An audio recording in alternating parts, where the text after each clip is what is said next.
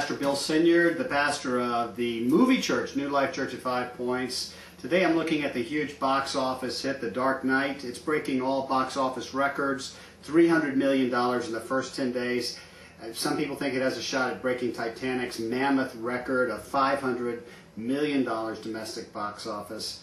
Amazing cast, particularly a very dark but amazing, impressive total performance by the late Heath Ledger. Absolutely astounding. His presentation of the Joker should win him an Academy nod easily. I can't imagine anybody could beat him, could knock him off this year. I do think that even more importantly, it puts him in that top tier league with Anthony Hopkins and such film villains as Hannibal Lecter in The Silence of the Lamb. His role was one of the most amazing things and troubling things I found about the movie, because it both equally repelled me by the gross images that the Joker presented, but it also equally attracted me to him. And I found that very troubling. I've heard other people felt the same way. His performance as the Joker was chaos incarnate. It was horrific. Indifferent to humanity, no compassion, violently murderous, without remorse, grossly narcissistic, but it was equally funny and inviting and even humorous. He lit up the scene in every scene that he was in. Amazing performance. One New York movie critic complained that the movie was noisy, jumbled, and sadistic. That's the whole point. It's a movie about chaos. I think the director Christopher Nolan, who has done other films like The Prestige and Memento, pulled it off brilliantly. This is a study of chaos. Warning for parents. This is not a movie for children. Not because of sex and strong language, but because of the violence in the movie. And in addition to that, if you're fearful, if you're easily afraid, don't go see this movie. And that's the point. That's the real unnerving aspect of this film. It's a movie about this underlying fear of, I think, probably most of humanity. I can recall when I watched The Exorcist many, many years ago, and I felt this unnerving, this unsettling quality as I left the movie theater. And I felt the same way after the first time I saw The Dark Knight. And I didn't know exactly what caused that until later I found out that the soundtrack people actually worked in the sounds of violently buzzing, angry bees into the music just to unnerve the theater goers. And that's how I felt then, and that's how I felt after watching this. But it was for different reasons. Here's what got me at the Dark Knight, and it's this fear, and it just kept pulling on it and tugging on it, and it's this. And this is something that I don't want to admit, I don't want to imagine, I don't even want to think about. And this is, I think, our fear that in reality, chaos is stronger than order. In the battle between chaos and order, I think we fear that chaos will ultimately win. That's philosophical. Let me bring it down to our level, is that there is a chaos in our Gotham City, our world, our society, that is just waiting to topple us. And we would have no defense over it. In a moment it can threaten us, it can threaten our rules, our order, our society. And since they don't fight by the rules, we can't defeat them. And terrorism would fit into that category.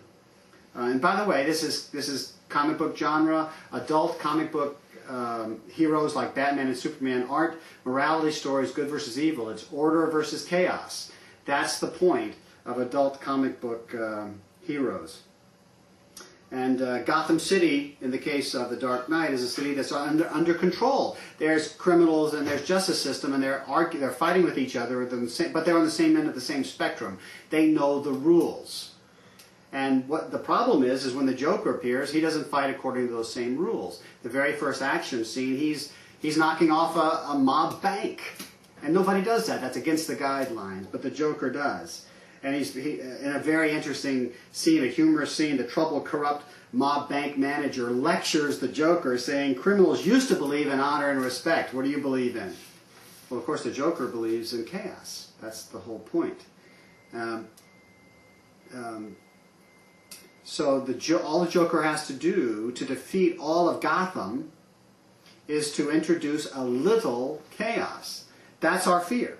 And it happens in the movie. And the Joker wins way too easy. He sets up, in one case, a prisoner's dilemma experiment between two boats in the canal. And he gives them lose-lose choices. In each case, all the choices inject chaos into society. And it does. In the end, the uncivilized boat filled with criminals turns out to be the ones who are most civilized. And already the fabric of the society is flipped. And that's the idea. It happens too quickly, and that's our fear.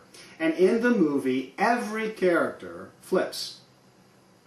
It's so fragile. And that would include Batman. That would include Harvey Dent. That would include the mayor. Everybody crosses the lines of ethics and rules. They break societal rule, or they're flipped in the movie. Harvey Dent, the DA, the face of hope, they call him, the face of justice, who will become Two-Face, flips. Good and order and civilization is just way too fragile. And Joker gets it. He says this: anarchy upsets the established order and everything becomes chaos. I am an agent of chaos. Chaos is fear. And so Joker says it's not about money. He wants to send a message, and the message is this: there is no unassailable good in Gotham, no unassailable order in Gotham.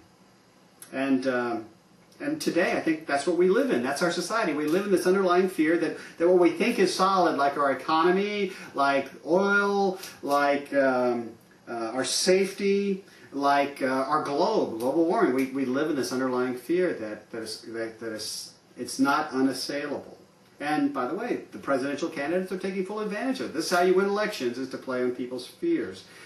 And so, like the Wizard of Oz, you don't look behind the curtain. We just don't like what we see. But the Joker is invested in making us look behind the curtain and see how fragile it is.